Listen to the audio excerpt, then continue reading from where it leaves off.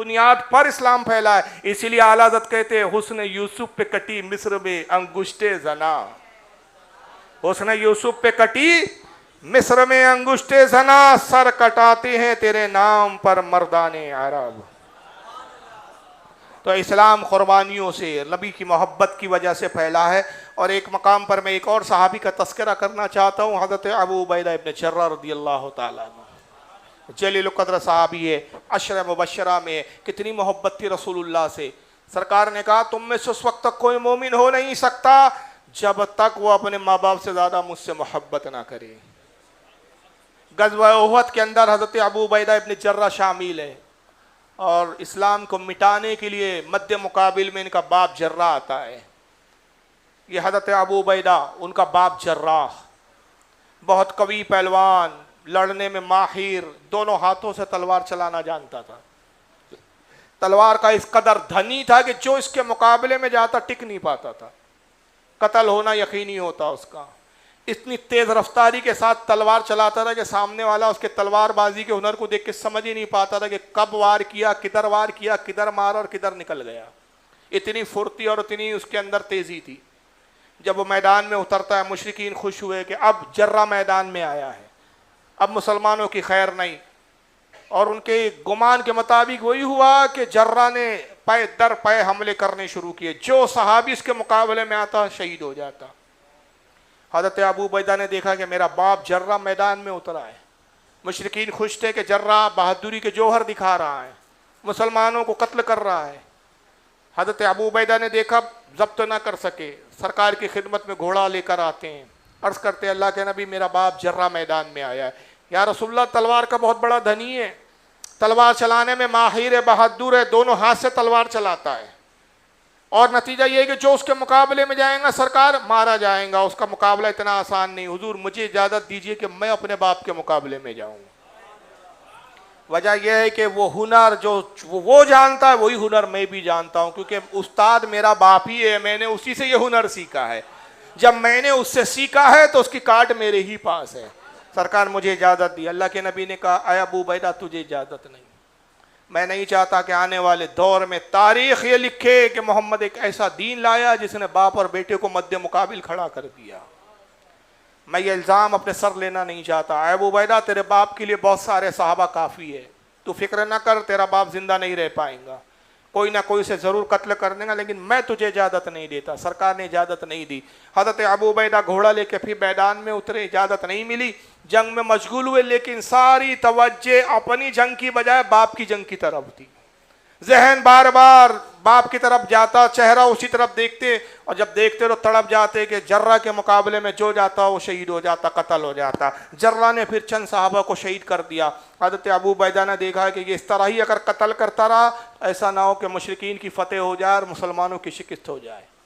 پھر گھوڑا لے کر سرکار کی خدمت میں حاضر ہوئے. پھر اترتے ہیں گھوڑے سے، بارگاہ رسول میں حاضر ہوئے، دستبوسی کی. اللہ کے نبی آپ مجھے اجازت دیجئے، سرکار جراح مسلسل مسلمانوں کو قتل کر رہا ہے، اگر یہی حال رہا تو شام تک کئی سو کئی ہزار لوگوں کو تنہا میرا باپ قتل کر دیں گا، ہمیں بڑا بھاری نقصان ہوگا، شکست یقینی ہو جائیں گی، مشرکین کے حوصلے بڑھ جائیں گے، سرکار مجھے اجازت دیجئے. آقا نے پھر کچھ سختی سے کہا اے ابو عبیدہ میں نے کہا نا تجھے اجازت نہیں ہے، پھر تم بار بار آتے ہو، جاؤ اب دوبارہ نہ آنا، تمہیں اجازت نہیں ہے. پھر حضرت ابو عبیدہ چلے گئے، میدان میں آئے. پھر دوسری بار بھی وہی کیفیت تھی، بار بار باپ کی طرف ہی ذہن جاتا ہے، بار بار باپ ہی کو دیکھتے ہیں. پھر دیکھتے ہیں کہ چند صحابہ کو جراح نے قتل کیا، پھر ضبط نہ ہوا، پھر برداشت نہ ہوا. پھر حضور کی بارگاہ میں تیسری مرتبہ آتے ہیں، پھر اجازت طلب کرتے ہیں. تو اس بار تیسری بار سرکار نے بڑے سخت لہجے میں کہا کہ ابو عبیدہ تمہارے سمجھ میں نہیں آتا کہ میں کیا چاہتا ہوں؟ میں منع کرتا ہوں پھر آتے ہو، اب خبردار چوتھی بار میرے پاس ہرگز نہ آنا، تمہیں ہرگز اجازت نہیں دی جائیں گی. بہت سختی سے منع کیا. ابو عبیدہ آ گئے، اب مایوس ہو کر کہ حضور کی بالکل ممانعت اور سختی کے ساتھ ہے. راوی کہتے ہیں کہ پھر حضرت ابو عبیدہ لڑنے لگے، مگر ذہن باپ کی طرف، باپ سے ہٹی نہیں رہی ہے نگاہ. جب دیکھا کہ پھر اس نے مسلمانوں کو شہید کیا، قتل کیا، اب برداشت سے باہر ہو گیا. اور یہ کہ رسول اللہ نے منع کیا تھا وہ چیز ذہن سے ایک لمحے کے لیے ختم ہو گئی. جوش جہاد میں اور باپ کی نفرت اور باپ کی وہ جنگ کی وجہ سے جو شدت ان میں پیدا ہو گئی تھی اس کے پیش نظر آپ باپ کے قریب گھوڑا لے کر آتے اور بلند آواز سے کہا ہے جرہ اب تک جن سے تو نے لڑا وہ ہنر مند نہیں تھے، اب مجھ سے لڑا، مجھ سے دو دو ہاتھ ہو جائے، ہماری تلواریں فیصلہ کر لیں گی کون حق ہے اور کون باطل ہے۔ جب نام لے کے مخاطب کیا جرہ چوک گیا، نگاہ اٹھائی، سامنے بیٹا کھڑا تھا، سگا بیٹا، سوتیلا بھی نہیں تھا، سگا بیٹا تھا۔ کہ ابو عبیدہ محمد کے دین نے تجھے اتنا جری اور بے باک کر دیا کہ آج تو باپ کا نام لینے لگا ہے، مجھے جرہ کہہ کر مخاطب کرتا ہے، تو نے مجھے باپ نہیں کہا، ابا نہیں کہا، کیا اتنا تو جری ہو گیا؟ کہا کیا جرہ سن، ہاں میں تیرا نام اس لیے لے رہا ہوں کہ کفر اور اسلام کا رشتہ کبھی قائم نہیں ہو سکتا، میں نے رسول سے محبت کا ایسا رشتہ قائم کر لیا ہے کہ اس رشتے کو میں قیامت تک برقرار رکھنے کے لیے ہر باطل رشتے کو کاٹنے کے لیے تیار ہوں۔ آج وہی رشتے محکم و مستحکم مانے جائیں گے جس کا رشتہ رسول کے رشتے سے جڑا ہوا ہے، محبت رسول کا جس کا رشتہ قائم ہے وہی رشتے محکم و مستحکم ہے، باقی کوئی رشتے ہمارے نزدیک اہمیت نہیں رکھتے۔ جرا بھی اپنے کفر پر جری اور بے باک تھا، اس نے کہا ابو عبیدہ اچھا ٹھیک ہے، اگر یہی نوبت آ گئی ہے کہ تو اپنا دین بچانے کے لیے باپ کے قتل سے گریز کرنے کے لیے تیار نہیں، تو مجھے بھی اپنے باطل دین سے اور دھرم سے محبت ہے، میں بھی اپنا دھن بچانے کے لیے بیٹے کی قربانی دینے کے لیے تیار ہوں، آؤ تیرا اور میرا مقابلہ ہوئی جائے۔ اب باپ بیٹے کا مقابلہ شروع ہوا، جیسے ہی باپ بیٹے دستوں گریباں ہوئے، تلواریں ٹکرانے لگی، صحابہ کرام کی کیفیت یہ ہوئی کہ صحابہ نے اپنی تلواروں کو میان میں رکھ لیا، مشرکین نے اپنی تلواروں کو میان میں ڈال لیا، سب نے اپنی تلوار اور ہتھیار روک لیے۔ اب سب کی نگاہ کا مرکز باپ بیٹے کی جنگ تھی، سب اسی جنگ کا نظارہ کر رہے ہیں، کیونکہ کیفیت یہ تھی، سب جانتے ہیں کہ ابو عبیدہ جرہ یہ بھی بہادر ہے اور جرہ تو بہت بڑا بہادر ہے، مشرقین کی طاقت کا کل سرمایہ اور مرکزیت تھی اس کی۔ سب جانتے تھے کہ اگر جرہ فتح یاب ہو گیا اور ابو عبیدہ شہید ہو گئے تو مشرقین کی فتح جو ہے وہ یقینی ہے، اور اگر جرہ مارا گیا تو مشرقین کے قدم اکھڑ جائیں گے۔ اب ایک فیصلہ کن مرحلہ آ چکا ہے، جنگ یا تو ادھر ہے یا تو ادھر ہے، فتح اور شکست کا دار و مدار اب باپ بیٹے کی جنگ پر ہے۔ اب سب اسی جنگ کا نظارہ کر رہے ہیں اور دیکھنے والی نگاہ بڑے حیرت سے جنگ کو دیکھ رہی ہے۔ باپ بیٹے کی تلواریں ٹکراتی رہی، بجلیاں خونتی رہی، چنگاریاں تلواروں سے نکلتی رہی، اور پھر ابو عبیدہ نے نبی کا ایک نعرہ لیا، نعرے تکبیر بلند کیا، اللہ کی بڑائی بیان کی، اور اچھل کر باپ کے سر پر ایک ایسا وار کیا کہ باپ کے سر کو چکنا چور کیا اور اس کو قتل کر دیا۔ جرہ مارا گیا، بیٹا فتح یاب ہو گیا، باپ کو شکست ہو گئی۔ صحابہ کرام نے جوش میں نعرے لگائے،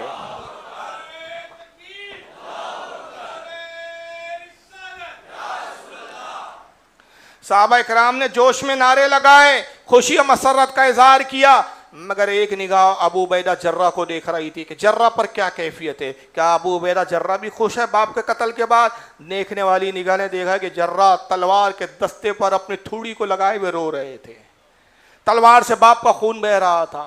نیت دیکھنے والی نگاہ مولا علی کی تھی، مولا علی قریب گئے، ابو عبیدہ کو بازو سے پکڑ کر اٹھا کے سہارا دیا، سینے سے لگایا، تسلی دی، کہا اے ابو عبیدہ میں احساس کر سکتا ہوں، میں سمجھ سکتا ہوں کہ آخر تم نے اس باپ کو قتل کیا ہے، اگرچہ وہ مشرک تھا، مشرکین کی طرف سے، کفاروں کی طرف سے آیا تھا، اسلام کا دشمن بن کر آیا تھا، لیکن مجھے اس بات کا احساس ہے کہ آخر وہ باپ تھا، اس نے تمہیں پیدا کیا، تمہاری پرورش کی، تمہیں تہذیب و تمدن سکھایا، تمہیں پروان چڑھایا، اس لائق بنایا گیا آج جو تم نے کارنامہ انجام دیا، باپ کی محبت کا تقاضا ہے کہ تم رو۔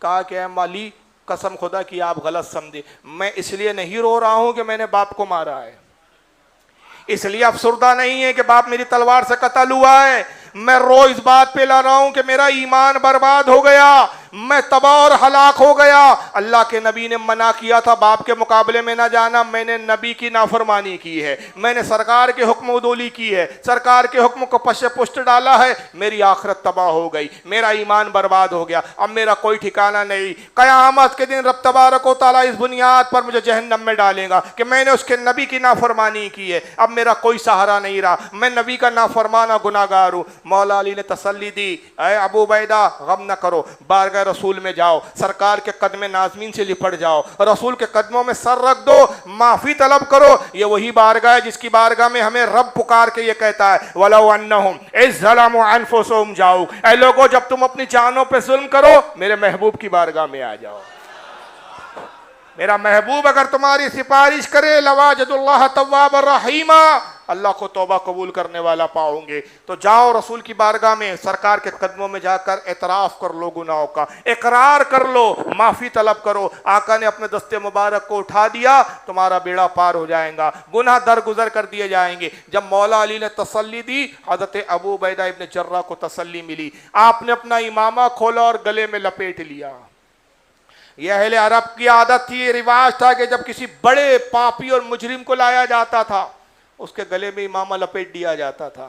جیسے آج ہمارے ہندوستان کے قانون کے تحت جب کسی بڑے مجرم کو لے جاتے ہیں تو ہتھ کڑی لگا کے لے جاتے ہیں تاکہ دیکھنے والوں کو عبرت ہو کہ صاحب یہ بہت بڑا مجرم ہے۔ عرب کا دستور تھا کہ جب بڑے مجرم کو لایا جاتا عدالت میں، اسی کا امامہ کھول کے اس کے سر میں گلے میں لپیٹ دیا جاتا تھا۔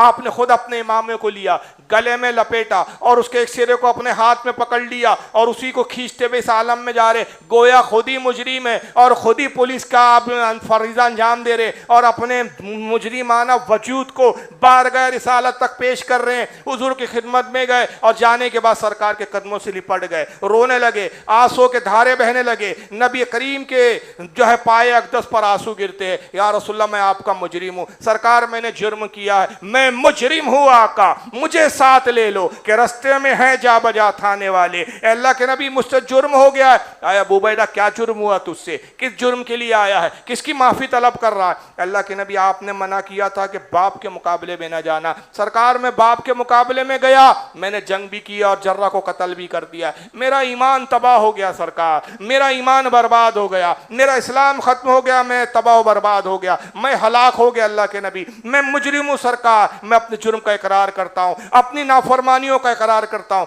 سرکار نے مسکرایا، ان کے ہاتھوں اور بازو کو پکڑ کے اٹھایا، سینے سے لگایا، کہا ابو عبیدہ میری ممانعت ایک حکمت کے تحت تھی، باخدا اللہ اور اس کا رسول تم سے راضی ہے، تم غم نہ کرو، اللہ رسول تم سے راضی ہے۔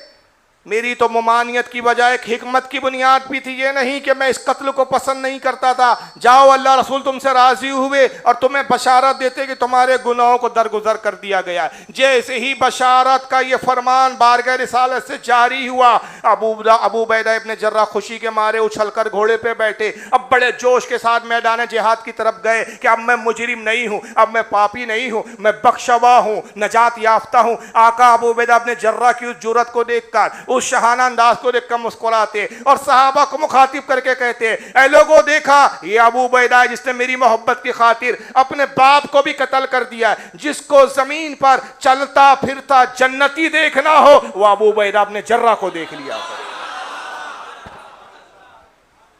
اور بعد میں پھر عشرہ مبشرہ میں شامل ہوئے ہیں۔ یہ تو جنت کے حقدار اتنی آسانی سے نہیں ہوئے ہیں یہ لوگ، یہ محبت رسول کے تقاضے تھے جن چیزوں نے انہیں رسول اللہ سے اتنا قریب کر دیا ہے۔ اور اس معاملے میں صرف صحابہ ہی نہیں، ایک خاتون کا تو واقعہ میں بیان کر چکا جو اپنے بچے کو قربان کرنے کے لیے بارگاہ رسالت میں حاضر کرتی ہے۔ ایسی خواتین کے کتنے واقعات آپ کو تاریخ میں ملیں گی کہ جنہوں نے اپنے بیٹوں کو رسول اللہ کی بارگاہ میں، حضرت ام عمارہ کا ایک تاریخی کردار ہے، جنہوں نے اپنے بیٹوں کو بھی اسلام کی خاطر قربان کیا، شوہر کو قربان کیا، اور جب بیٹے اور شوہر خود قربان ہو گئے، خود تلوار لے کے میدان جہاد میں اتر پڑتی ہے اور اس کے بعد لڑتی ہے حضرت ام عمارہ، یہاں تک لڑتی رہی کہ اتنی زخمی ہوئی، اتنے تیر سینے میں پیوست ہو گئے کہ اب چلنا بھی دوبار ہو گیا، زمین پر گر پڑی۔ کچھ صحابہ گئے، ضعیف العمر بڑھیا تھی، ضعیفہ تھی، اس ضعف کے عالم میں اس نے جہاد کیا۔ جب لوگوں نے پوچھا ہے ام عمارہ تمہاری آخری خواہش؟ کا صرف ایک خواہش ہے، میں چل نہیں سکتی، اٹھ نہیں سکتی، اے میرے بچوں مجھے اٹھاؤ اور رسول کے پاس لے جاؤ، میں اپنی آخری سانسیں محمد کے قدموں میں گزارنا چاہتی ہوں، میرا دم نکلے تو رسول اللہ کے قدموں میں نکلے۔ صحابہ کرام اٹھا کر لے کر پہنچتے ہیں اور حضور کے قدموں میں جب رکھ دیا، اسی عالم میں ام عمارہ کا انتقال ہوا۔ عرض کرتی یا رسول اللہ آپ مجھ سے راضی ہے یا نہیں؟ سرکار کی آنکھوں میں آنسو تھے، کہا ام عمارہ میں بھی راضی ہوا اور اللہ بھی راضی ہو گیا، میں دیکھ رہا ہوں کہ تیرا شوہر جنت میں تیرے انتظار میں، جا اور جنت میں اپنے شوہر اور اپنے بیٹے سے ملاقات کر۔ آنکھیں بند ہوتی ہے اور روح پرواز ہوتی ہے۔ ایسی ایسی تاریخ کے واقعات ملتے ہیں کہ بچے قربان کیے خواتین نے، اپنی جانوں کو قربان کر دیے. حضرت ایک ام حرام کر کے ایک صحابی ہے، کس کے واقعات میں بتاؤں، ایک لمبا ہے اور ایک حضرت ایک بچے صحابی ہے، بہت سارے واقعات ہیں لیکن وقت کا اتنا تقاضا نہیں ہے. بس ایک خاتون کا میں ذکر کرتا ہوں، ابو سفیان کی بیٹی ہے ام حبیبہ رضی اللہ تعالیٰ عنہ، ام المومنین، نبی کے نکاح میں ہے، امیر معاویہ کی بہن ہے. یہ مدینہ آ گئی رسول اللہ کے ساتھ ہجرت کر کے. ابو سفیان باپ کفر کی حالت میں، بیٹی ایمان لا چکی ہے، نبی کی زوجیت میں ام المومنین کے خطاب سے سرفراز ہوئی ہے. صلح حدیبیہ کے بعد جب معاہدہ ختم ہونے پر آیا، کچھ سال کا معاہدہ تھا، ابو سفیان نے چاہا کہ اس معاہدے کو بڑھا دیا جائے. وجہ یہ تھی کہ مسلمان مضبوط ہو گئے تھے. ابو سفیان کو اندیشہ تھا کہ اگر مسلمانوں نے مکے پہ حملہ کر دیا ہم مسلمانوں کا مقابلہ نہیں کر پائیں گے، لہٰذا بہتر ہے کہ اس معاہدے کو بڑھا دیا جائے. معاہدہ بڑھانے کی نیت سے ابو سفیان مدینے میں آتے ہیں. سرکار کسی ضروری کام سے مدینے سے باہر تشریف لے گئے ہوئے تھے. ابو سفیان کی ملاقات رسول اللہ سے نہیں ہوئی. خیال کیا کہ جب تک رسول آتے ہیں چلو بیٹی سے ہی ملاتے ہیں، اب آئے ہیں مدینے میں تو بیٹی سے ہی ملاقات کر لیں. پوچھا بھائی ام حبیبہ میری بیٹی کا حجرہ کون سا ہے؟ صحابہ نے بتا دیا یہی آپ کی بیٹی کا حجرہ ہے. آواز لگائی، بیٹی نے دروازہ کھولا. کہا اے باپ کیسے آنا ہوا؟ کہا رسول اللہ سے ملاقات کے لیے آیا تھا، سرکار سے ملاقات نہیں ہوئی، سوچا تم ہی سے ملاقات کر لو. کہا ٹھیک ہے آئے ہو تو مل لو.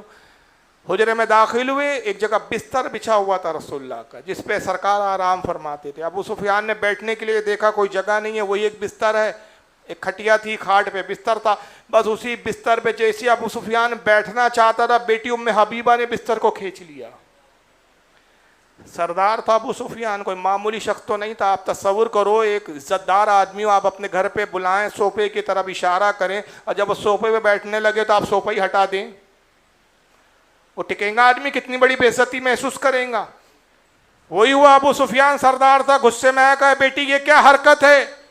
کیا تو یہ سمجھتی ہے کہ بستر میرے لائق نہیں؟ کہا نہیں تو اس بستر کے لائق نہیں، یہ کسی معمولی ذات کا بستر نہیں، یہ رسول اللہ کا بستر اقدس ہے اور میں گوارا نہیں کرتی کہ ایک ناپاک جسم مشرک اس کے اوپر بیٹھے. باپ اور بیٹی کے رشتے نہیں دیکھے گئے بھائی صاحب، یہ خواتین کا عالم تھا. حضرت معاذ کر کے ایک صحابی ہے، معاذ ہے غالباً، چھوٹے صحابی تھے، ان کے والد غزوہ بدر احد میں شہید ہو گئے. 8 سال کی عمر تھی حضرت معاذ کی. ایک معاذ وہ ہے جو دوسرے ہیں جنہوں نے بشری اعتبار سے گناہ سرزد ہو گیا تھا، سرکار نے، ہاں حضرت اعلیٰ، معاذ نہیں ہے معاف کرنا، اعلیٰ، حضرت اعلیٰ عین سے، یہ صحابی ہے، کم سن صحابی، 8 سال کی عمر تھی ان کی. والد کا انتقال ہو گیا صاحب، غزوہ احد میں شہید ہو گئے. جس وقت شہید ہوئے یہ کچھ 6-7 سال کے کچھ تھے، یعنی چھوٹے ہی تھے اس وقت. اپنی ماں سے ہمیشہ پوچھتے کہ ہمارے ابو کہاں ہیں؟ ماں کہتی بیٹا تمہارے والد شہید ہو گئے. بڑی نیک پارسا ایک لوتا بیٹے تھے حضرت اعلیٰ. یہاں تک کہ ایک مرتبہ عید کا دن تھا، دیکھا کہ سارے بچے اپنے باپ کے ساتھ، اپنے والدین کے ساتھ، والد کے ساتھ عیدگاہ جا رہے ہیں، میرا تو کوئی والد نہیں ہے، تنہا ہو، رونے لگے. مشہور واقعہ آپ نے سنا ہوگا، روتے ہوئے حضور کے حجرے کے پاس گئے اور باہر بیٹھ کے حضور کے حجرے اقدس کی دیوار سے ٹیک لگا کے رونے لگے. اس وقت سرکار کی بارگاہ میں حضرت علی موجود تھے. کہا علی دیکھو ایک بچے کے رونے کی آواز آ رہی ہے، یہ کون بچہ ہے جو رو رہا ہے؟ حضرت مولا علی باہر آئے، دیکھا 6 سال کا ایک ننھا سا بچہ بیٹھا ہے، 6 سال کا. کہا کہ کیا نام ہے بیٹا، کیوں رو رہے ہو؟ کہا میرا نام اعلیٰ ہے. کیوں رو رہے ہو؟ کہا میں اپنا درد اور اپنا شکوہ رسول اللہ سے بیان کروں گا. کہا اچھا آؤ میں رسول تک تمہیں پہنچاتا ہوں. مولا علی نے گود میں اٹھایا، سرکار کی خدمت میں لایا. حضور یہ بچہ ہے رو رہا ہے. سرکار نے محبت کی، پیار کیا، بوسہ دیا رخسار کو. کہا کیا نام ہے بیٹے تمہارے؟ حضور میرا نام اعلیٰ ہے. کس کے بیٹے ہو؟ فلاں ابن فلاں کا بیٹا ہوں. کیوں رو رہے ہو؟ سرکار میرے والد احد میں شہید ہو گئے، میری والدہ ہے، میرا کوئی نہیں. آج میں نے عیدگاہ میں سب کو جاتے ہوئے دیکھا، میرے بھی والد ہوتے وہ بھی مجھے عیدگاہ لے جاتے، مجھے آج اپنے والد کی بڑی یاد آئی. سرکار نے کہا تم پسند نہیں کرتے کہ میں تمہارے باپ کی جگہ رہوں؟ عائشہ تمہاری ماں کی جگہ رہے، فاطمہ تمہاری بہن ہو. علی تمہارے بھائی ہو. کہا یا رسول اللہ ایسے رشتہ دار تو قسمت والوں کو ملتے ہیں, میں راضی ہو گیا.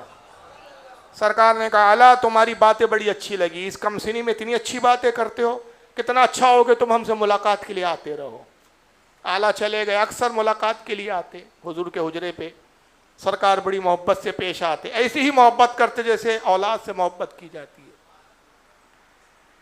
ایک جنگ کا موقع آیا, غالباً غزوہ خیبر تھی یا خندقی تھی. سرکار کے منادی نے جب اعلان کیا کہ اپنے اسلام کو, اپنے آپ کو پیش کرو اسلام کی خاطر, جوان آئے بوڑھے آئے, جو اعلان میں سنا چکا. اعلیٰ اپنی والدہ کے پاس آتے, امی جان مجھے اجازت دیجیے.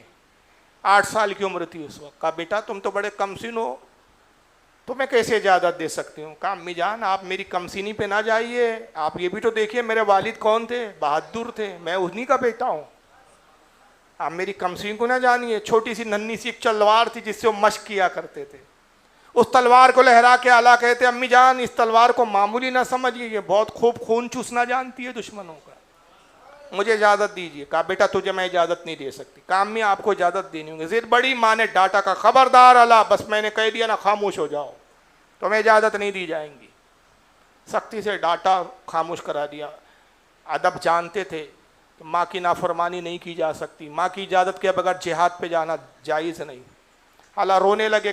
کمرے میں بیٹھے سوچ رہے کیا کیا جائے. ایک تدبیر دماغ میں آتی ہے, یہ ہے محمد صلی اللہ علیہ وسلم کے دیوانے, کیسے جان دینے کے لیے بے چین رہتے تھے.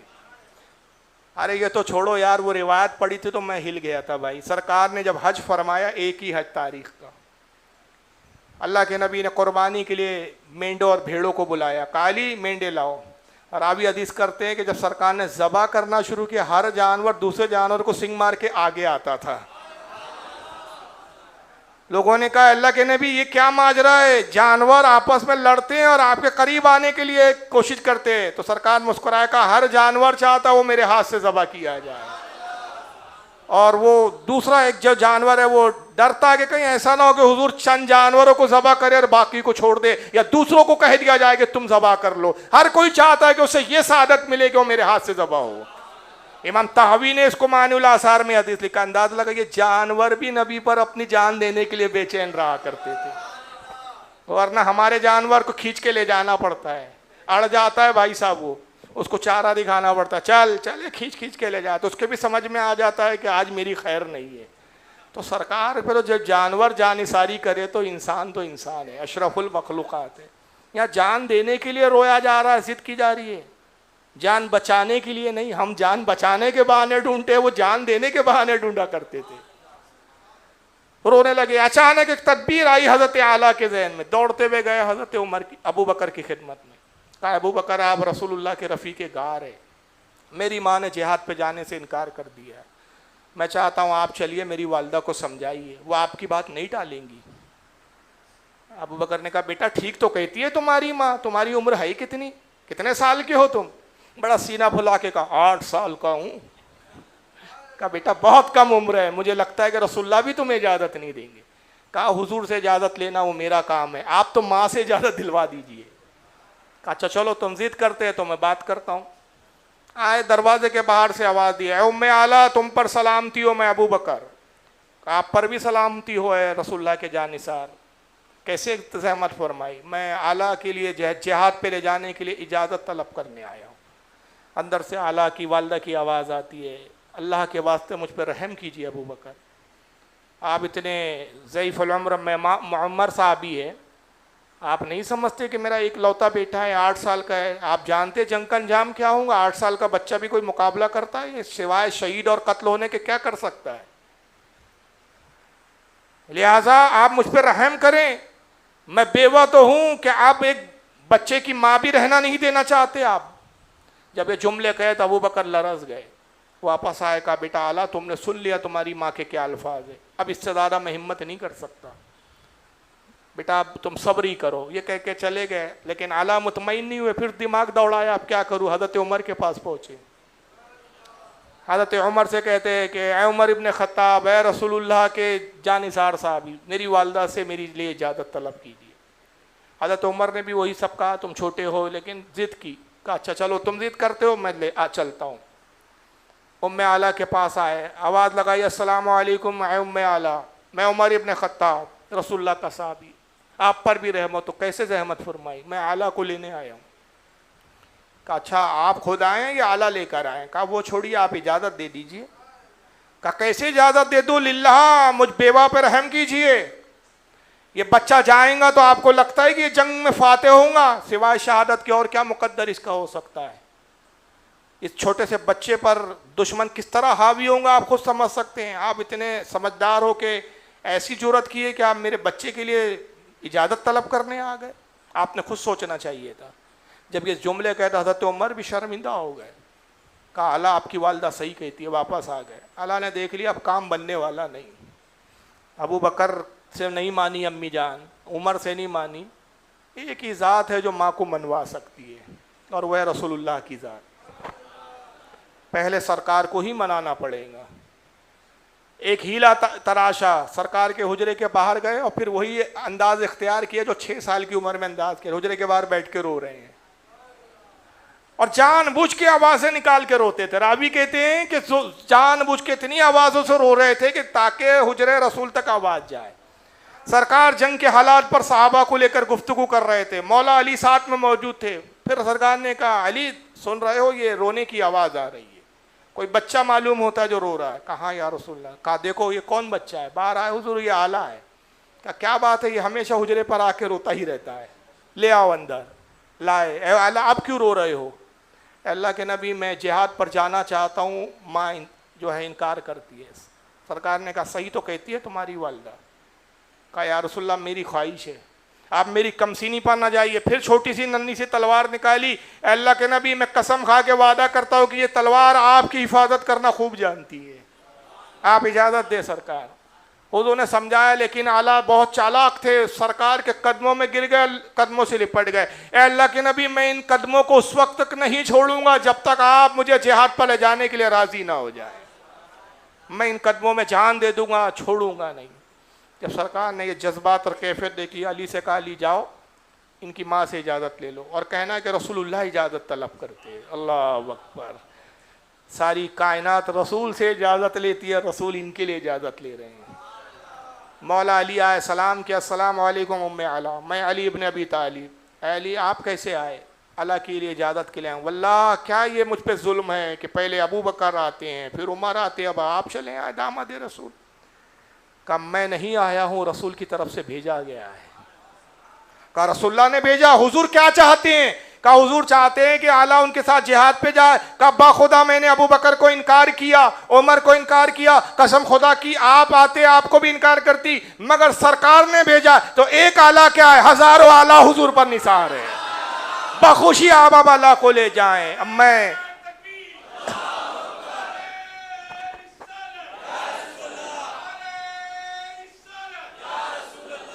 جب سرکار ہی نے حکم دیا ہے تو پھر مجال نہیں ہے. اب تو ہمارا حال یہ ہے کہ سمینا و اطعنا, ہم نے سنا اور اطاعت کی. جائیے آپ اعلیٰ کو لے جائیے. سرکار نے اعلیٰ کو ساتھ لیا, میدان جہاد میں اترے. ایک موقع یہ آیا کہ دشمن حاوی ہوا, جنگ شدید ہوئی اور دشمنوں نے کوشش کی کہ رسول اللہ کو شہید کیا جائے.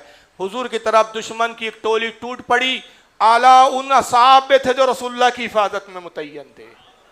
اعلیٰ نے لڑنا شروع کیا. ننھے سے 8 سال کا بچہ رسول اللہ کی حفاظت کر رہا ہے. دشمنوں نے دیکھا 8 سال کا بچہ بڑی جابازی سے لڑ رہا ہے, جو سامنے جاتا اعلیٰ کی ننھی تلوار اٹھتی اور اس کی گردن تن سے جدا کر دیتی. اعلیٰ نے کئی مشرکین اور کفاروں کو جہنم پہنچایا. دشمن نے دیکھا چاروں طرف سے تیر برسانے لگے, اور جب حضور کی طرف جس طرف سے تیر آتے اعلیٰ اپنے آپ کو حضور کسی پر بنا کے وہ تیر اپنے سینے پہ لے لیتے. کہا جاتا ہے کہ 36 تیر آپ کے سینے میں پیوست ہوئے. ننھے سے شہزادے پہ گشی تاری ہوئی گرے. سرکار تشریف لائے, اعلیٰ کو سہارا دیا, زانو پہ سر رکھا. بالکل وہی منظر نظر آتا ہے جب میں پڑھ رہا تھا جو کربلا میں امام حسین کا منظر تھا. سرکار نے اپنے زانو پہ رکھا, گرد و غبار صاف کیا. اعلیٰ نے آنکھیں کھولی, اللہ کے نبی آپ مجھ سے راضی ہے یا نہیں؟ کہا میں تجھ سے راضی ہوا, رسول بھی راضی ہوئے, جاؤ دیکھو تمہارے والد جنت میں تمہارا انتظار کر رہے ہیں. اعلیٰ کی آنکھیں بند ہو گئی, شہادت واقع ہو گئی. بہرحال اللہ نے مسلمانوں کو عظیم فتح سے نوازا. فاتح یاب لشکر اسلام مدینے میں داخل ہوتا ہے. سب سے آگے ابو بکر صدیق، ابو بکر صدیق ہے جھنڈا لیے ہوئے ہاتھ میں. سردار ہوتے تھے الگ الگ ٹکڑیوں کے، اور ہر ٹکڑی کا سردار علم لیے ہوئے جھنڈا لیے ہوئے آگے چلتا تھا، اور اس کے جو ماتحت سپاہی ہوتے تھے اس کے پیچھے ہوتے تھے. یہ اس دور کے جنگ کا ڈسپلین تھا. سب سے آگے ابو بکر کا لشکر، اور وہ ان کے ابو بکر اس لشکر کے سردار، جھنڈا ہاتھ میں. خواتین استقبال کر رہی تھی، مرحبا کے نعرے لگاتی تھی. مجاہدین اسلام کو جنگ کی فتح پہ مبارکباد پیش کی جا رہی ہے. عزیز و اقارب گلے ملتے تھے مجاہدین سے، جنگ کی فتح کی مبارکباد دیتے تھے. ان خواتین کی بھیڑ میں ایک نقاب پوش ایک خاتون کھڑی ہوئی ہے، یہ ام اعلیٰ تھی. ابو بکر کو آتے ہوئے دیکھا، دوڑتے ہوئے گئی، ابو بکر کی گھوڑے کی لگام کو پکڑا. ابو بکر آپ پہچانا مجھے؟ نہیں خاتون میں کیسے پہچان سکتا ہوں، آپ تو چہرہ چھپائے ہوئے ہیں. میں ام اعلیٰ ہوں. اچھا ام اعلیٰ ہو، کہیے کیا بات ہے، میرے بیٹے کا کیا ہوا، اعلیٰ کہاں ہے؟ ابو بکر کی جرأت اور ہمت ہی نہ ہو پائی کہ کہیں کہ تمہارا شہزادہ تو شہید ہو گیا ہے. کہتے پیچھے عمر آ رہے ہیں، وہ خوب جانتے، ان سے پوچھو. یہ کہہ کر گھوڑا آگے بڑھا دیا. حضرت عمر کا انتظار کرنے لگی. دوسرا لشکر کی ٹکڑی جو ہے مدینے میں داخل ہوئی. سردار اس ٹکڑی کے حضرت عمر تھے، علم ہاتھ میں. دوڑتے ہوئے عمر کی خدمت میں پہنچے. عمر ابن خطاب، آپ ہی تو میرے بیٹے کی اجازت کے لیے آئے تھے، میرے بیٹے اعلیٰ کا کیا ہوا؟ کہا کہ بہتر علی جانتے، پیچھے علی آ رہے ہیں. پیچھے علی کا لشکر تھا، مولا علی تھے. علی کو پکڑتی ہے، علی آپ بتائیے، آپ ہی تو لے گئے تھے میرے بیٹے کو اپنے ساتھ، میرے بیٹے کا کیا ہوا، کیا بات ہے، کوئی مجھے میرے بیٹے کی خبر نہیں دیتا. مولا علی نے کہا سب سے بہتر تمہارے بیٹے کے بارے میں کوئی خبر رکھتا ہے تو رسول اللہ ہے.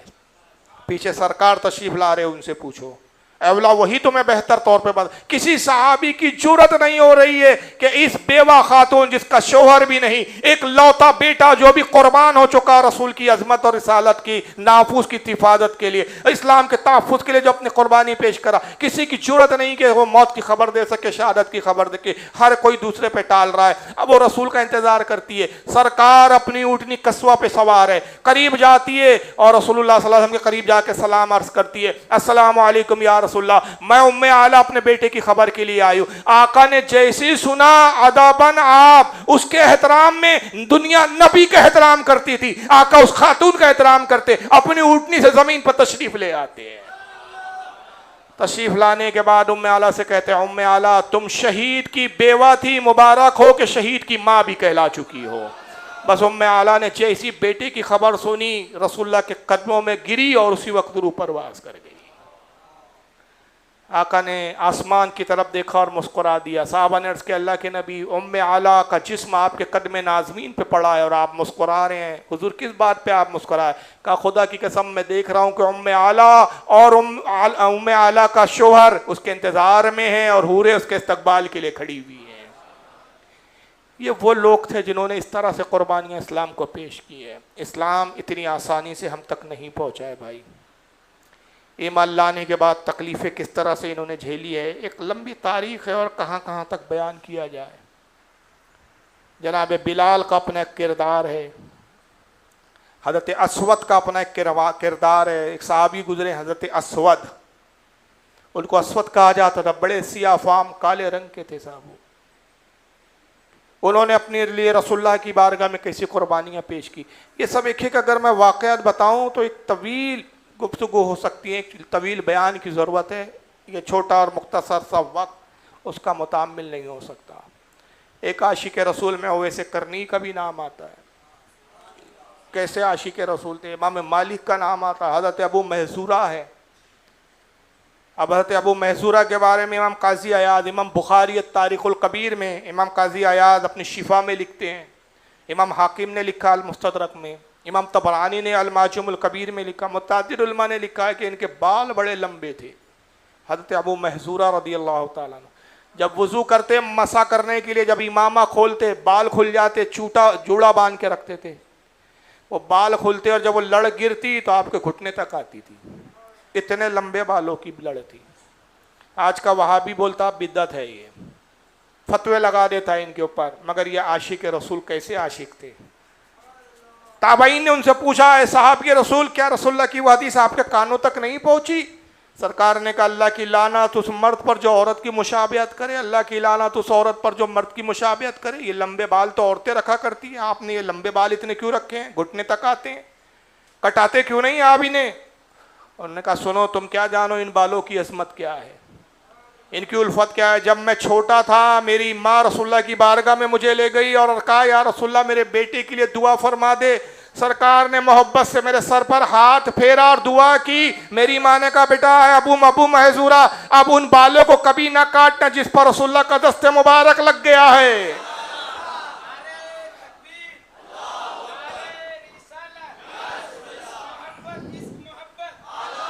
مجھے حیا آتی ہے کہ ان بالوں کو کاٹ کے نالوں میں پھینک دوں جن بالوں پہ نبی کا دست مبارک لگا ہے.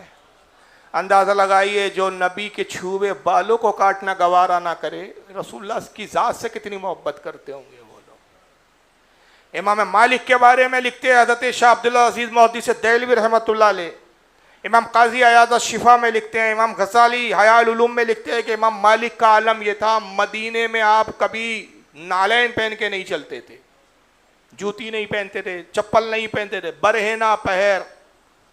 اور آج اسی چیزوں کو لوگ بریلویت بولتے ہیں، طنز کرتے ہیں جاہل جوہلا جن کو معلوم ہی نہیں کہ ادب کیا ہوتا ہے، تعظیم کیا ہوتی ہے، محبت کیا ہوتی ہے. بدعتوں کے نام دیتے ہیں خبیث اس کو، پڑھتے کچھ ہے ہی نہیں یہ لوگ. امام مالک جو مسلک کے امام ہیں، 4 ائمہ میں سے ایک ہے، اور ان کے بارے میں حدیث پاک میں آتا آقا فرماتے ہیں کہ ایک وقت یہ آئے گا کہ علم حدیث میں مدینے سے بڑا کوئی عالم روئے زمین پر کوئی دنیا نہ پائیں گی. لوگ کہتے ہیں یہ حدیث امام مالک کے بارے میں آئی ہے کہ ایک وقت یہ تھا کہ امام مالک سے بڑا پورے مدینے میں کیا بلکہ پورے عرب میں کوئی ان سے بڑا محدث نہیں تھا. حدیث کی کتاب باضابطہ لکھنے والی پہلی شخصیت امام مالک ہے، الموطا کے نام سے لکھی، موطا امام مالک پہلے ذات ہے. مگر اتنا بڑا وقت کا امام، ادب رسول کا عالم کیا تھا، محبت رسول کا عالم کیا تھا. نالے نہیں پہنتے تھے، کبھی قدموں میں جوتی اور چپل نہیں، ننگے پیر مدینے میں گھومتے تھے. پوچھا گیا امام مالک اتنے بڑے اماموں کے برہنہ پیر گھومتے ہو؟ کہا مجھے حیا اور شرم آتی ہے کہ جس سرزمین پر نبی کے قدم نازمین لگے ہو میں اپنے چپل اور جوتوں سے اس کو روندوں. سواری پر مدینے پہ نہیں چلتے تھے. قضاء حاجت کا جب وقت آتا، جب آپ کو پخانہ کرنا ہوتا، مدینے سے باہر جاتے. مدینے میں بھی وہ نہیں کرتے تھے، مدینے کی سرحد سے باہر جاتے اور جیسے ہی حاجت کرتے تیزی کے ساتھ دوڑتے ہوئے مدینے میں داخل ہوتے تھے، بھاگتے ہوئے آتے تھے.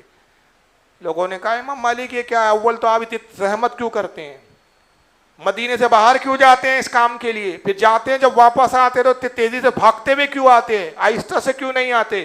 کہا مدینے سے باہر اس لیے جاتا ہوں کہ مجھے حیا آتی ہے کہ اس سرزمین کو میں اپنے جسم کی غلاظت سے آلود کروں کہ جو رسول اللہ کی سرزمین ہے، یا سرکار چلے پھرے ہیں، یا سرکار کی جسم کی اطہر کی فضاؤں میں جو خوشبو مہک رہی ہو جس سرزمین پر. اب باہر جا کر دوڑتے ہوئے اس لیے آتا ہوں کہ باہر تو قضاء حاجت کے لیے چلا جاتا ہوں تو اندیشہ ہوتا ہے کہ کہیں ایسا نہ ہو کہ اسی وقت ملک الموت آئے اور میری روح قبض نہ کر لے. میں مدینے میں مرنے کی خواہش کرتا ہوں، اس لیے مدینے میں مرنا کی خواہش مجھے مدینے کی طرف تیزی سے بھگاتے ہوئے لے آتی ہے، اس لیے بھاگتے ہوئے آتا ہوں. اور اللہ نے ان کی خواہش پوری کی، مدینے میں ہی انتقال ہوا ان کا. جنت البقیع شریف میں مزار ہے. یہ رسول اللہ کا احترام تھا. مدینے کے پرانے علاقوں میں آپ جاتے، کھنڈروں میں جاتے، کھنڈروں کو بوسے دیتے تھے. لوگوں نے کہا اے مالک یہ کیا ہے، آپ اینٹوں کو چومتے، پتھروں کو چومتے، اور یہ ہمیں قبر چموا قبر پچوا بولتا ہے خبیث. جرأت ہو تو بول امام مالک کو اینٹ پوجوا، پتھر پوجوا. وہاں کیوں نہیں جرأت کرتے بھائی آپ؟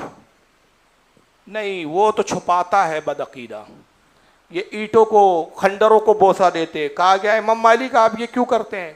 کہا اس نیت سے میں چومتا ہوں، یہ مدینے کی پرانی بستیاں ہیں، میرا خیال ہوتا ہے اے کاش وہ اینٹ میرے لبوں پہ مس ہو جائے جس پر رسول اللہ کا دست مبارک لگ گیا ہو. کاش وہ اینٹ تک میرے لب پہنچ جائیں کہ جن اینٹوں پہ رسول اللہ کی پشت مبارک مس ہو گئی ہو. یہ امام مالک کا ادب تھا صاحب. اور ایک عاشقوں میں کن کن عاشقوں کی بات کریں، عاشقوں کی فہرست کیا چھوٹی ہے کیا آپ کے پاس؟ ہر زمانے میں ایسے ایک امام عبد الرحمن جامی عاشق پیدا ہوئے ہیں جناب. ان کا کیا عالم تھا بھائی امام عبد الرحمن جامی کا. شواہد النبوت بڑی عظیم کتاب، مارکۃ الآراء کتاب ہے، بڑی مشہور کتاب ہے ان کی۔ عبد الرحمن جامی اتنے بڑے عاشق رسول تھے، پیسہ تھوڑا تھوڑا جمع کر کے حج کے لیے نکلے، حج کر لیا، قافلہ نکلا، مدینے آ رہا ہے رسول اللہ کی زیارت کے لیے۔ رات ہو گئی، جب مدینے کے باہر پہنچے سرحد تک تو رات ہو گئی۔ سالار قافلہ نے کہا کہ آج پڑاؤ ڈال لو، رات میں مدینے میں داخل ہونا مناسب نہیں ہے، حضور نے شہر میں رات میں داخل ہونے سے منع کیا ہے، بہتر ہے ہم صبح فجر پڑھ کے مدینے میں داخل ہوں گے۔ حکم ہوا، لوگوں نے خیمے نصب کیے۔ جب صبح ہوتی ہے اور جب یہ نکلنا چاہتے ہیں، ایک طوفان نمودار ہوتا ہے، اتنا طوفان کہ ریت کے تودے اڑ رہے ہیں، جانور آگے بڑھنے سے انکار کر دیا، آنکھوں سے کچھ سجائی نہیں دے رہا ہے۔ انہوں نے کہا کیا بات ہے، کیوں طوفان آ رہا ہے، کیا وجہ ہے؟ ہم میں کیا کوئی ایسا گناہگار شخص ہے جس کی وجہ سے یہ مدینے میں وبا آ گئی ہے، یہ ہوائیں چل رہی ہیں؟ دعائیں کرنا شروع کیا قافلے والوں نے، بڑے مشکل سے طوفان تھما۔ تبھی دیکھتے ہیں کہ صاحب مدینے کا گورنر چلا آ رہا ہے، قافلے کے قریب آیا، کہا میں مدینے کا گورنر ہوں، ساتھ میں کچھ سپاہی ہے اس کے۔ تو میں عبد الرحمن جامی کون ہے، جو ہیرات کے شہر جام سے آیا ہے، ہیرات ایران کا شہر ہے، ایران کے رہنے والے تھے، علاقہ تھا ہیرات، وہاں کا ایک قصبہ تھا جام، وہاں سے جامی کہلائے۔ یہ آگے بڑھے، میں ہوں عبد الرحمن جامی، کیا بات ہے؟ کہا رسول اللہ خواب میں تشریف لائے اور کہا کہ عبد الرحمن کو اجازت نہیں ہے کہ وہ میرے روزے پر آئے، اس کو روک دیا جائے۔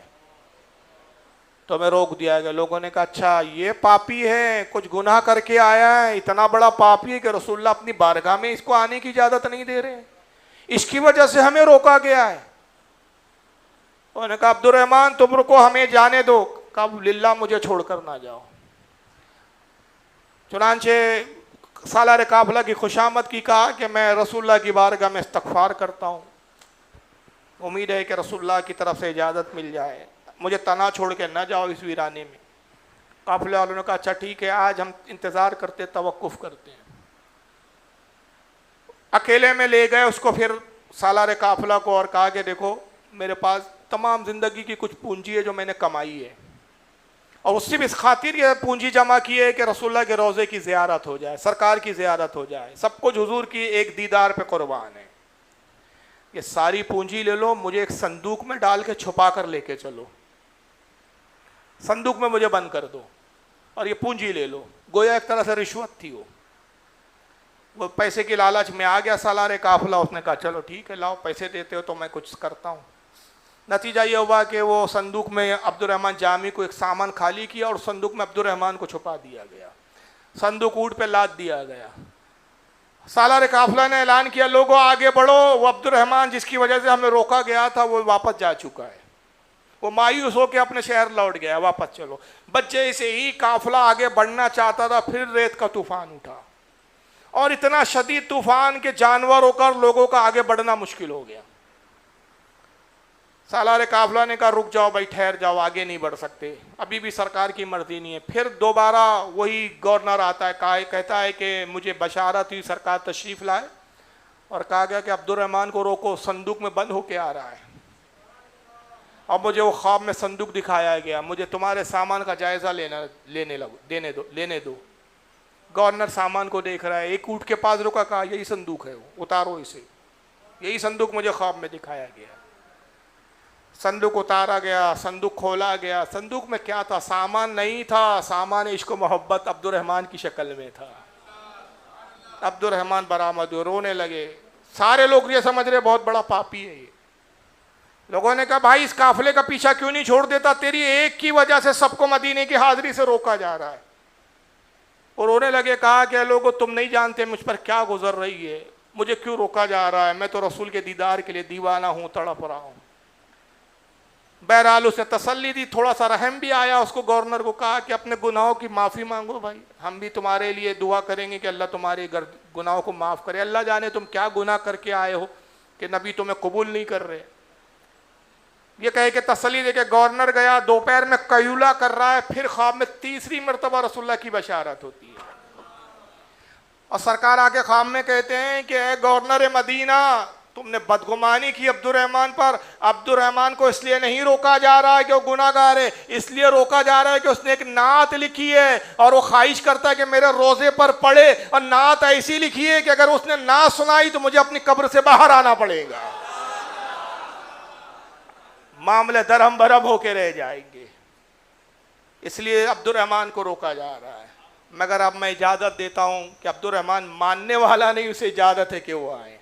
بس جیسی گورنر مدینے کا اٹھا, سراپا عشق و محبت اور سراپا عقیدت بن کے عبد الرحمن کے قدموں میں آ کے گرتا, حضور مجھے معاف کر دیں, ہم نے تو آپ کی طرف بدگمانی کی تھی. آپ تو اللہ کے رسول کے وہ مقرب ترین لوگوں میں سے ہیں جن کی بدولت رسول اللہ کی 3 مرتبہ مجھ جیسے گناہ گار کو زیارت ہو گئی ہے. آپ حق رکھتے ہیں کہ رسول اللہ اپنے دیدار سے آپ کو مشرف کریں. جب سالار قافلہ کو اس نے معاملہ بتایا, اب ہر کوئی عبد الرحمن کو عقیدت سے دیکھ رہا ہے, کوئی ہاتھ چوم رہا ہے, کوئی پیر چوم رہا ہے. لوگوں نے کہا یہ چھوڑو, یہ سب مجھے اس سے کوئی غرض نہیں, میں تو رسول کا دیوانہ ہوں, مجھے تو میرے آقا کے در تک پہنچنے دو. دوڑتے ہوئے گئے, روضہ رسول پر جا کے قدم ناظرین میں گر گئے. اے اللہ کے نبی مجھے اتنا روکا گیا. سرکار ایک نعتی کی تو بات تھی, عبد الرحمن نے کچھ عقیدت کا اظہار کیا, حضور آپ نہ سنے تو پھر کون سنے گا. سرکار حضور اجازت ہے کہ میں پڑھوں.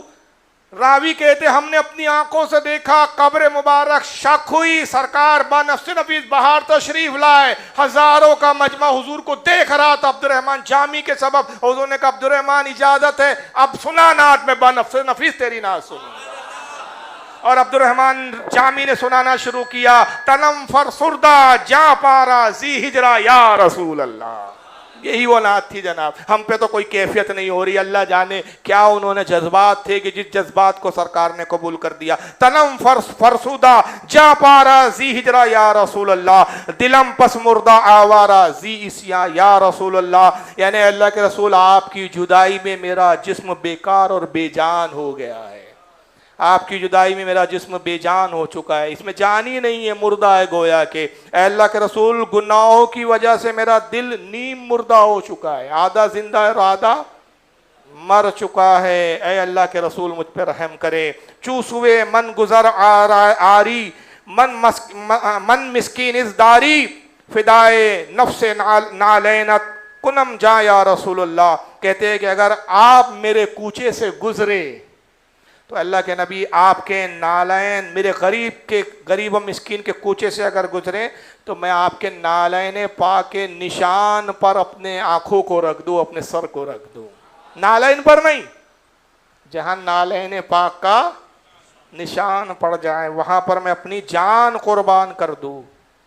کنم جان کو میں فدا کر دوں آپ پر. بہرحال یہ بڑی طویل نعت ہے, یہ انہوں نے بیان کی, پڑھی, اور سرکار ہر شعر پر ان کو داد دیتے, تعریف کرتے, دعا فرماتے, اور یہ رو رو کے نعت پڑھتے رہے. یہاں تک کہ جب نعت مکمل ہوئی سرکار نے کہا عبد الرحمن اب تمہیں تسلی اور خوشی ہو گئی. اے اللہ کے رسول میں خوش ہو گیا, راضی ہو گیا. سرکار اپنی قبر مبارک میں تشریف لے گئے. عبد الرحمن نے کچھ دن قیام کیا مدینے میں. جب بھی روضہ رسول پر آتے اور سلام کرتے, السلام علیکم یا رسول اللہ, اور روضہ رسول سے جواب آتا وعلیکم السلام عبد الرحمن.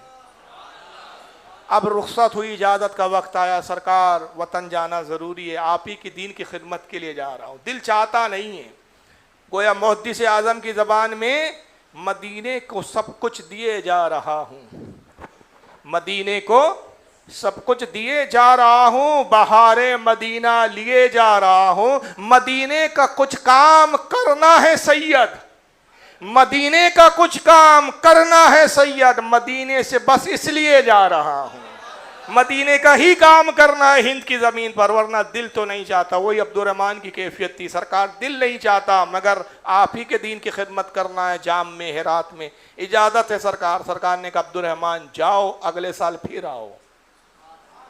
اگلے سال پہنچے, پھر سلام کیا, پھر حاضری ہوتے رہی. جب حاضر ہوئے سلام کیا, قبر رسول سے جواب آتا. پھر رخصت ہوئے, پھر سرکار نے کہا عبد الرحمن جاؤ, پھر آؤ.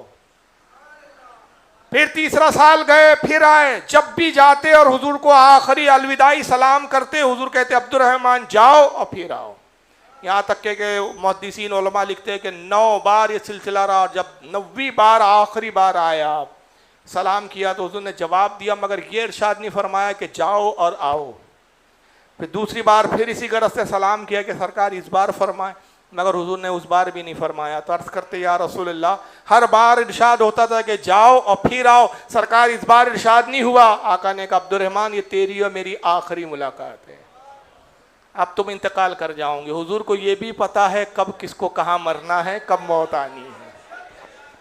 और ये अनारकली की औलाद अब तक दीवार के पीछे में अटका हुआ है, दीवार के पीछे का इल्म नहीं था। अनारकली के बच्चे हैं ये, छोटे छोटे।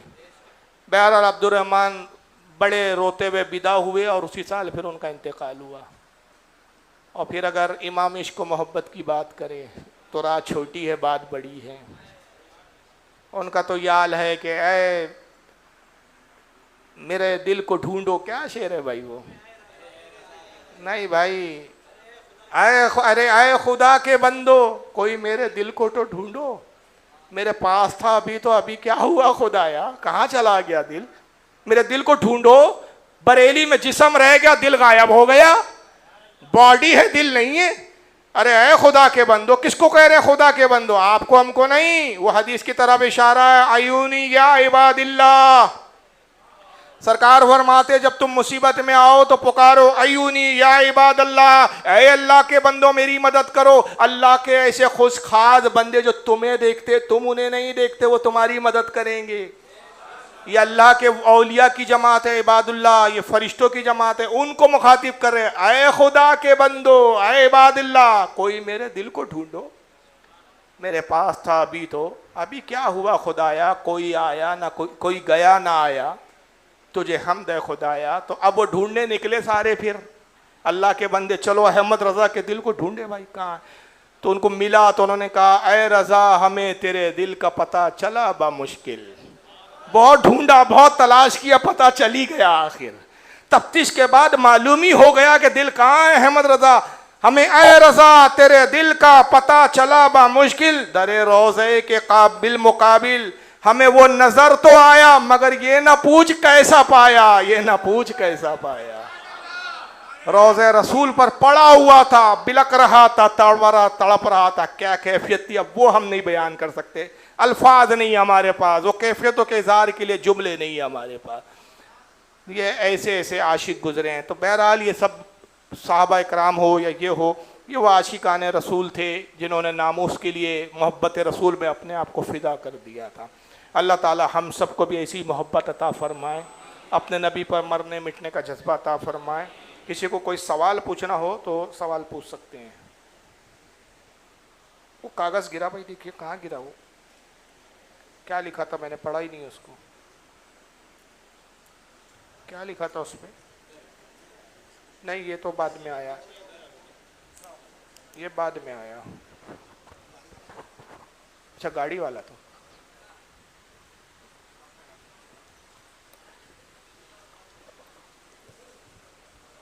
बाहर तेज बारिश हो रही है और काफ़ी तेज़ बारिश हो रही है। आप लोग सवाल पूछें और कुछ ऐलाना सुन लें। ये सुन्नी हनफी ऑर्गेनाइजेशन जो हमारी तंजीम है अल्हम्दुलिल्लाह, उसकी आपके बम्बई में भी ब्रांच जो है काम कर रही है। ये उन्हीं के उसी तंजीम के ज़ेर एहतमाम हमारे तंजीम से जुड़े हुए एक बहुत काबिल मुसन्निफ़ भी हैं, अदीब भी हैं माशाल्लाह, और पेशे से डॉक्टर भी हैं, डॉक्टर मोहम्मद आफाक। उन्होंने ये किताब लिखी है। किताब का थोड़ा सा पस मंज़र मैं बता देता हूँ। एक हदीस पाक है तवस्सुल के ताल्लुक़ से, रसूलुल्लाह से मांगने को लेकर, जो हम अहले सुन्नत के नज़दीक बहुत बड़ी दलील की हैसियत रखती है, जिसको इमाम अब्दुर रज़्ज़ाक़ ने अल-मुसन्नफ़ में लिखा है, इमाम इब्न अबी शैबा ने भी अल-मुसन्नफ़ में लिखा है, इमाम हाकिम ने अल-मुस्तदरक में लिखा है, मुतअद्दिद अइम्मा ने लिखा है, कई हवाले हैं उसके। वो ये है कि हज़रत उमर के ज़माने में दौर खिलाफत में कहत पड़ गया, और उस कहत को आमुर रमदा कहा जाता है। 3 साल मुसलसल बारिश नहीं हुई, 3 साल कहत पड़ा। नतीजा ये हुआ कि लोग दाने दाने को मोहताज हो गए, और लोग दुआ करते थे, दुआएं कबूल नहीं होती थी, बारिश होती नहीं थी। तो एक सहाबी थे मालिकुद्दार, वो रावी है इस हदीस के। एक सहाबी थे जिनका नाम था हज़रत کیا حارث کچھ نام تھا غالباً کا، تو نام ذہن میں نہیں آ رہا ہے مجھے، اس میں ہے شاید وہ.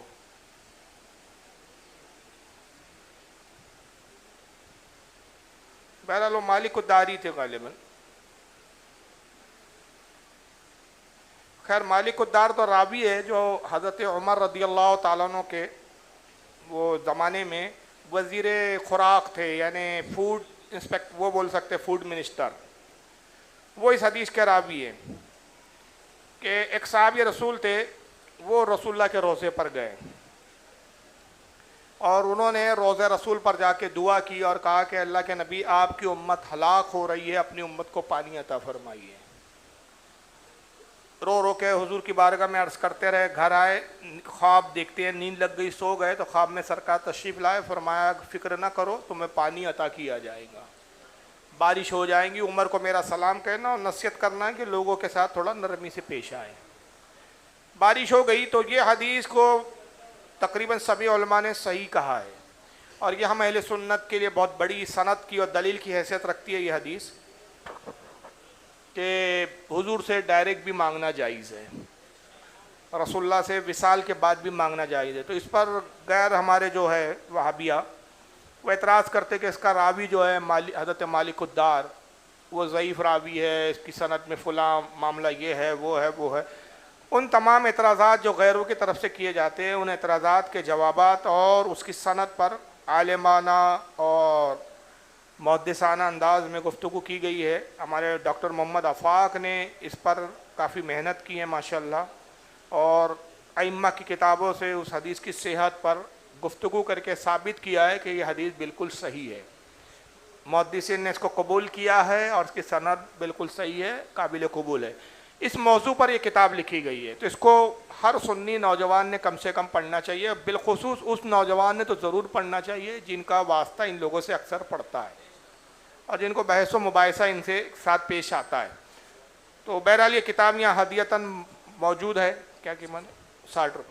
اس کی قیمت بھی کوئی زیادہ نہیں ہے، 60 روپیہ ہے. تو آپ یہ کتاب یہاں سے حاصل کریں، باہر اسٹال لگا ہوا ہے، 60 روپیہ اس کی قیمت ہے. کتاب کا نام ہے توسل کی مشہور حدیث مالک الدار کا تحقیقی جائزہ. اگر ابھی کسی کے پاس پیسے نہ ہو تو بعد میں بھی آپ سنی حنفی آرگنائزیشن کے ممبران سے رابطہ کر کے کتاب حاصل کر سکتے ہیں. دور دراز کے رہنے والے ہو، کسی کو بھیجنا ہو تو بائی پوسٹ بھی یہ بھیجی جا سکتی ہے. تو بہرحال یہ کتاب ضرور پڑھیں. کافی عالمانہ اس حدیث پر گفتگو ہے، بحثیں ہیں، اور کافی بڑی بڑی کتابوں سے، ائمہ کی کتابوں سے اس میں دلیلیں دی گئی ہے. تو اس کتاب کو ضرور پڑھیں.